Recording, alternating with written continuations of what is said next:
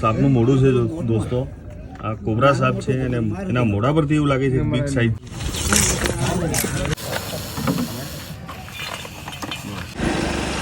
દોસ્તો આપણે આવી ગયા છે મુંડાએડા ગામમાં. લીમડીથી 10 કિલોમીટર દૂર કંઈક સાપ ભરાયેલો છે ઘરમાં. અને આ દોસ્તો જોઈ લો, પાણી છે, તળાવ જોઈ લો કેટલું મસ્ત સુંદર લાગે છે. થોડા આગળ મકાન છે, ત્યાં કંઈક ઘરમાં સાપ ઘૂસેલો છે.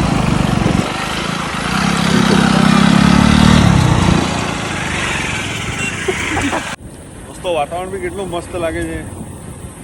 શિયાળાનો સમય છે ને ચોમાસા જેવું લાગે છે. દોસ્તો આપણે લોકેશન પર પહોંચી ગયા છે. આ પબ્લિક ઊભી છે અહીંયા, જોઈએ કયો સાપ નીકળે છે.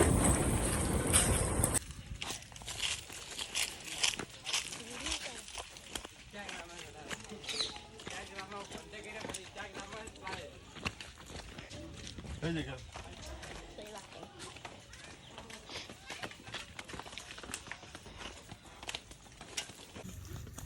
વાંધો નહીં તો.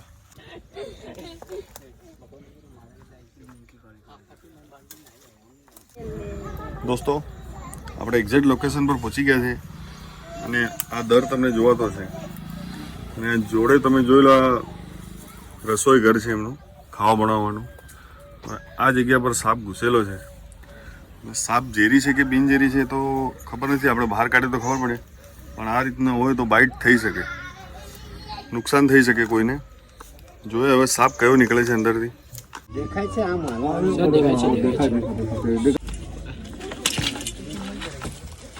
પાવડો કઈ બરોબર દેખાય છે.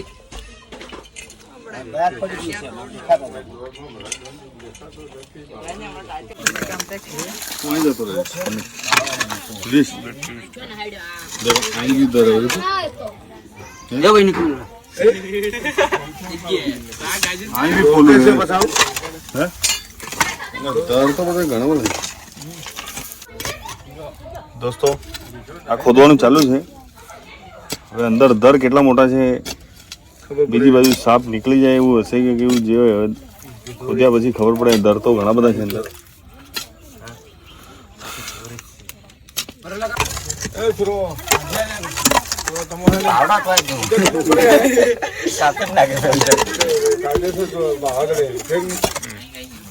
એટલે બહાર આવે હમણાં પકડાઈ ગયું એટલે બહાર લઈને આવું.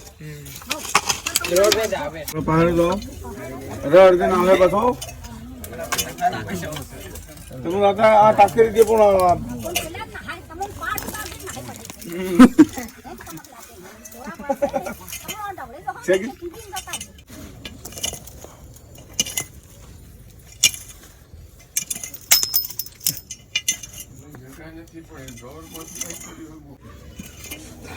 જોઈ શકો છો એનું મોડું જોવાય છે.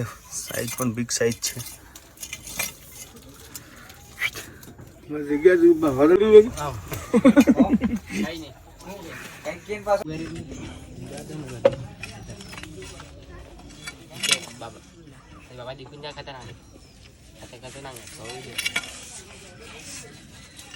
હવે આલી છું છું કરી રહ્યો. શું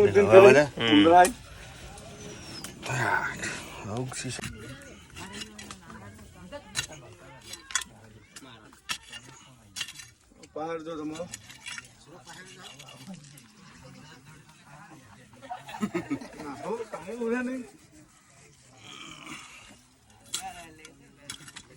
એક જગ્યા હતું કે પેલો પકડ બી મય જવો જોઈએ. અવાજ સંભળાતી નહીં હોય પણ અમને સંભળાય છે. અંદરથી અવાજ મારી રહ્યો છે.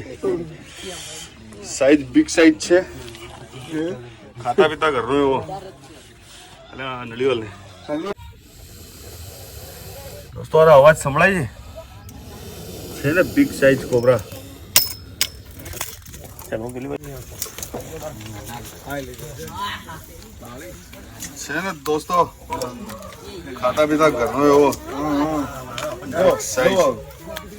ખાઈ લીધો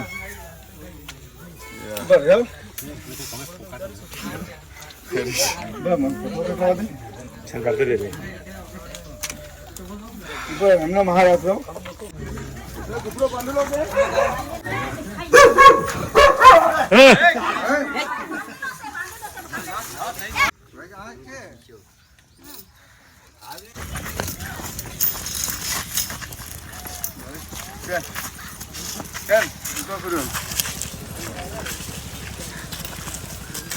દોસ્તો આ કોબરાની સાઈઝ જોઈ લો છે ને ખાધા પીધા ઘરનો એવો લો પ્લાસ્ટિક મના લે ठीक है ना લો પકડ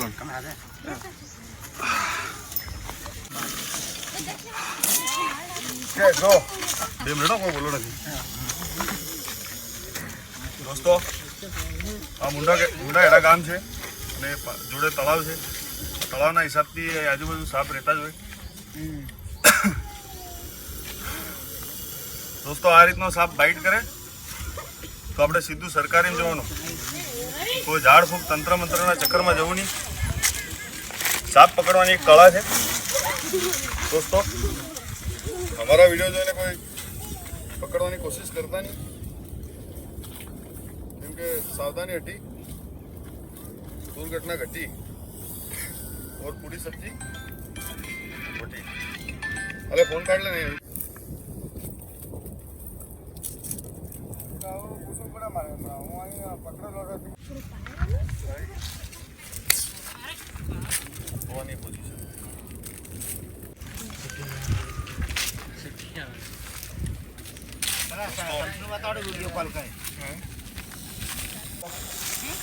સાપ પકડવાની કળા છે આ સાપને અમે કઈ રીતે હેન્ડલિંગ કરીએ છીએ એના માટે પહેલા તમારે જાણવું જરૂરી છે કોઈ બી સાપને અમારા વિડીયો જોઈને કોઈ સાપ પકડવાની કોશિશ કરતા નહીં આ કાટવાની એની પોઝિશન છે આ મોઢું ખોલીને બાઇટ કરવા આવે છે એટલે કાટવાની પોઝિશન છે દોસ્તો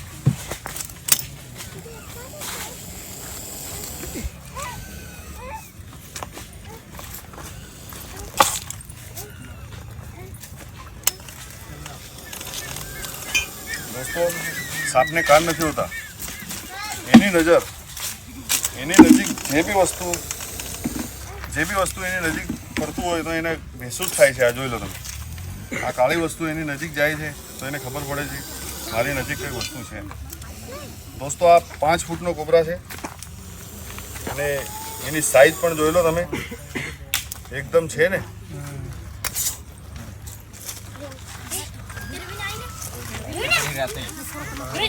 થોડું છેટી રાખ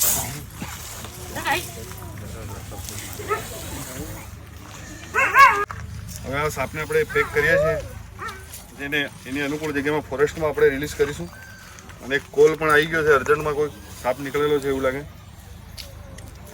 દોસ્તો આની કાચલી પણ ઉતરવાની તૈયારી છે આ સાપ ઘરની આજુબાજુ જે આ વળ્યો છે એને પોઝિશન એવી કાચલી ઉતારવા માટે એને જગ્યા કેવું લાકડા ઘાસચારા જેવું મળવું જોઈએ તો એમાં એ ઘસેડાઈને એ કાચલી ઉતારે છે અને ઘરની અંદર ઉંદરની પાછળ પણ સાપ ઘરોમાં આવી જાય છે આ જોઈ લો દોસ્તો આ કેટલો ગુસ્સામાં છે બાઇટ જ કરવાની કોશિશ કરે છે કેમ કે આ સાપ કારનો ઘૂસેલો હોય અને હેરાન થઈ ગયો છે અંદરથી બહાર નીકળવાની કોશિશમાં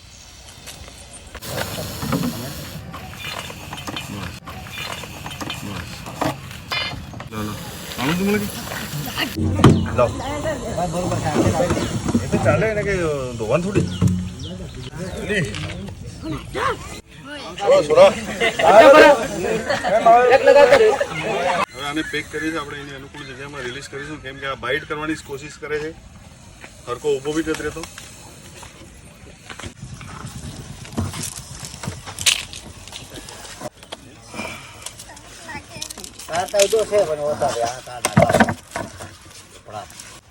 રાખો